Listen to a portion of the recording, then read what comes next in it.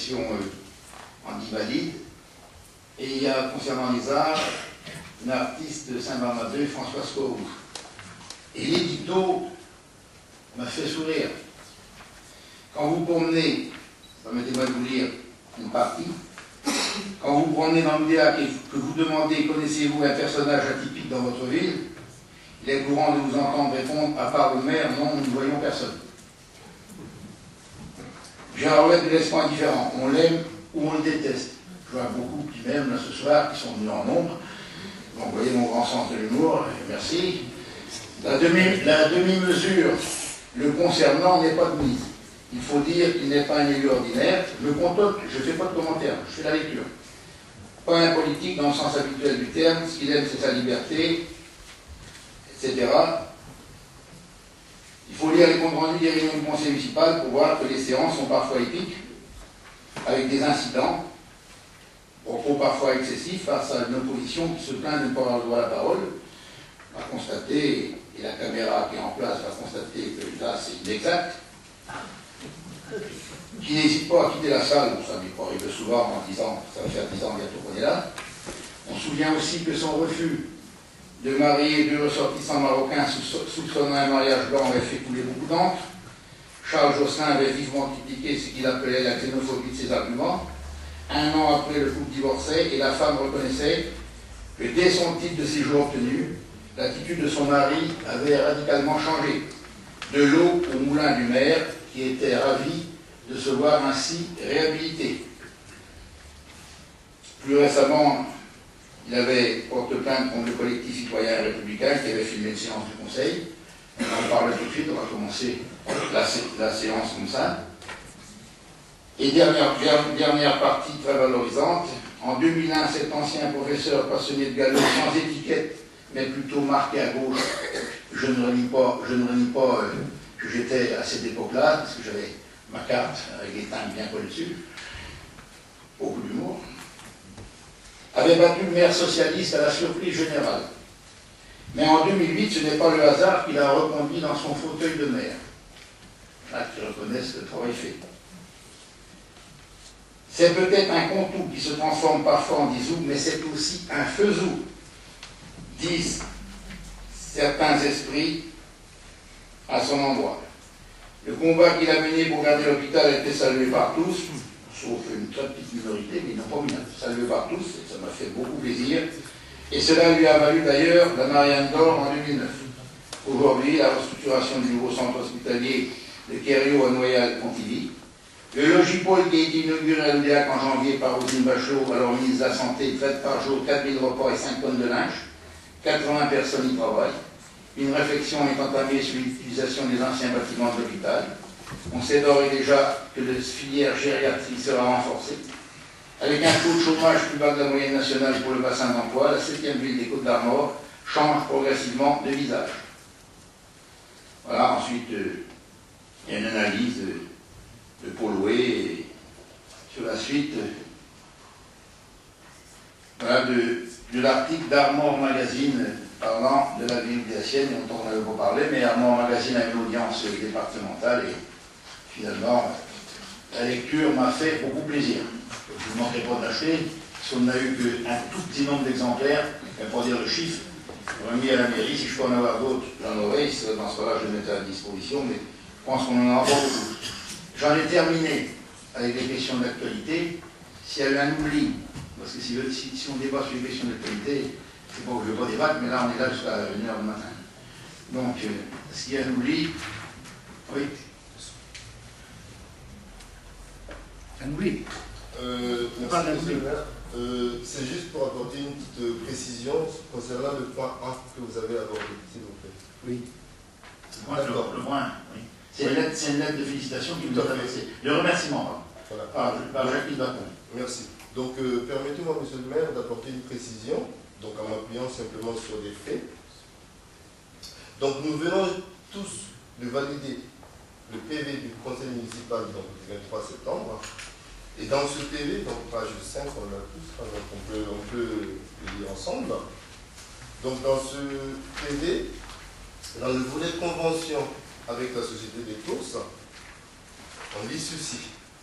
M. Huette invite le Conseil à l'autoriser à signer une convention avec la Société des courses de l'Oudéac relative à l'accompagnement financier sous forme de subvention d'un montant de 100 000 € pour la réalisation et la démolition, reconstruction des tribunes et d'un pôle technique, donc vestiaire, infirmerie, secrétariat, salle de commissaire, etc., de l'hippodrome. Il précise que le montant de la dépense subventionnable est de 550 000 €. Donc, M. Ouedraogo, donc moi-même, demande des explications concernant le contenu de la convention. M. Huette lui rétorque qu'il a pu prendre connaissance de la convention qui a été adressée au Conseil avec la note de synthèse. Il ajoute que M. Bourges, trésorier de la société de course, s'est déplacé pour assister au débat, mais le huis clos ayant été prononcé, il ne donnera aucune explication complémentaire. Les membres de l'association seront invités ultérieurement afin de porter à leur connaissance le résultat du vote. Donc, M. Ouedraogo précise que la minorité ne prendra pas part au vote. Il a procédé au vote, 22 voix pour, 7 refus de vote. D'accord. Donc tout ça pour vous. Ça s'est passé dans le huis clos. Donc, merci, monsieur le maire, de dire à monsieur le patron la vérité. La vérité est que. Et monsieur le patron, voilà. Que la vérité, la vérité, elle est là. Elle est validée dans le PV du conseil municipal du 23. Donc, nous non plus, nous ne voulons pas de polémique. Et les choses sont claires. Nous n'avons pas, il n'est pas exact de dire que nous n'avons pas adhéré à cette subvention. Merci. Bon, ma précision indirectement, tout de suite, pour en faire un peu le procès verbal, vous l'avez pas signalé. Bon, vous avez le droit d'en parler puisque je l'ai signalé. Je me suis content de dire, sans faire d'analyse ni de commentaire personnel, la lettre de Jacqueline Vacon. Il a le droit d'être déçu. Et pour établir la vérité, M. Bourges était bien présent ici au Conseil. Il a supplié le collectif citoyen qui filmait pendant au moins son intervention de ne pas filmer pour qu'il s'exprime. Et là, à ce moment-là, j'ai très bonne mémoire, il aurait pu donner satisfaction à M. Bourges, vu l'investissement avec les responsables de la Société des courses, et pour qu'il expose les problèmes des tribunes et que ça donne naissance à un débat. Je me souviens de son écœurement quand non, on filme tout, donc M. Bourges est sorti, et la question que vous soulevez aurait pu être abordée si le collectif citoyen qui filmait avait accédé à la demande de M. Bourges. Il a demandé, il a même été entouré par certains pour dire moi je suis venu dans un but constructif pour savoir si on est aidé par la municipalité, et finalement il n'a pas été accédé à sa demande, ce qui aurait évité la lettre de Jacqueline Vacon, indépendamment qui nous aurait remercié. Si je regarde, je suis allé sur place voir la construction de cette tribune qui va être prête pour les courses de l'Oudéac, qui va participer au renom des courses de l'Oudéac. Vous avez eu les explications après dans la presse ou dans le Oudéacien, on ne se souvient plus, dans la presse, et pourquoi on montait à ce montant de subvention par rapport à des directives de la préfecture concernant les compétences réciproques de la sidérale et les compétences de la ville. La sidérale ne pouvait pas mettre la subvention, donc il y a eu un arrangement pour subventionner ailleurs, où la ville n'a pas compétence à subventionner. Je parle d'un soutien à une entreprise qu'il avait demandé. Voilà aussi, ça c'est aussi la vérité. Bon, je pense, après cette précision, donc modification de l'article 18 du règlement intérieur du Conseil municipal, vous prenez l'ordre du jour.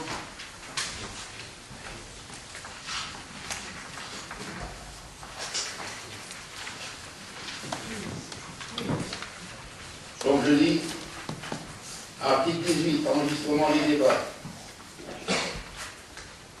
Renseignement juridique pris, le Conseil municipal édite de son règlement intérieur.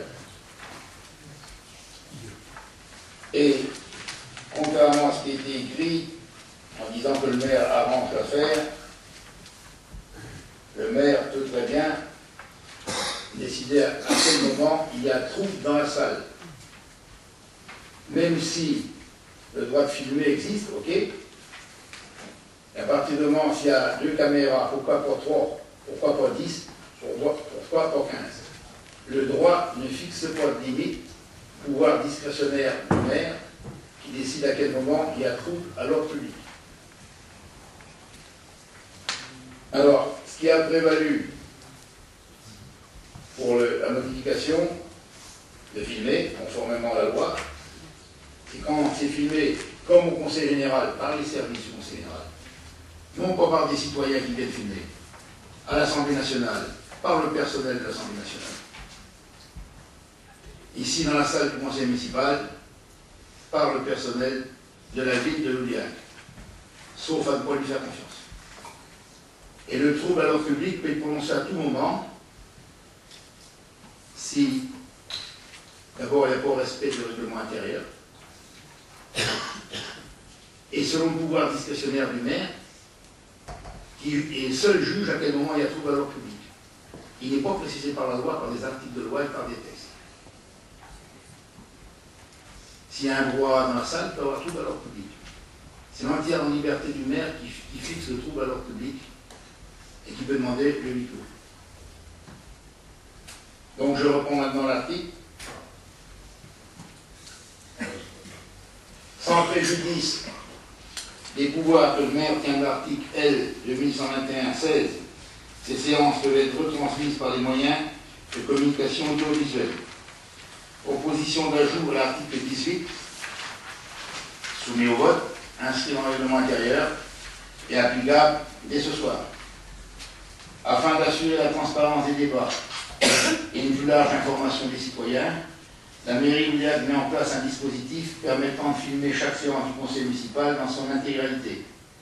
Cette vidéo sera mise en ligne sur le site internet de la ville, www.villedoudiac.fr, sous 8 jours après la date de la séance du conseil municipal. Et la phrase importante, ce dispositif de retransmission audiovisuelle des débats est exclusif et interdit toute autre forme d'enregistrement non autorisée par le président de séance. Et sans verser dans la polémique, je vais faire plaisir à la minorité. J'ai lu sur le blog du porte-parole de la minorité, et comme quoi on est réceptif quelquefois à ce qu'on est bien convaincu, qu'on est persuadé, je lis sur le blog: je serai d'avis, écrit le porte-parole de M. Robert. À titre personnel, je serais même d'avis que, comme le font certaines municipalités modernes, sans doute qu'on va s'élever au rang de la modernité aujourd'hui, le conseil municipal soit filmé et diffusé officiellement, de préférence en direct, évitant ainsi toute manipulation des images. Évitant ainsi toute manipulation des images, c'est ce que je lis sur le blog. Donc, sauf à ne pas faire confiance à Céline, journaliste, qui va filmer, je pense que la minorité, puisqu'on accède intégralement avec filmage par les services de la ville, pour éviter toute manipulation, selon une certaine déontologie, un idéal républicain, qu'on accède à votre demande, puisque je vais soumettre ça au vote, je vais vous demander de vous exprimer, la minorité, sur la modification de l'article, qui accède à la demande, à moins que vous ne suiviez pas ce que M. Hérault a écrit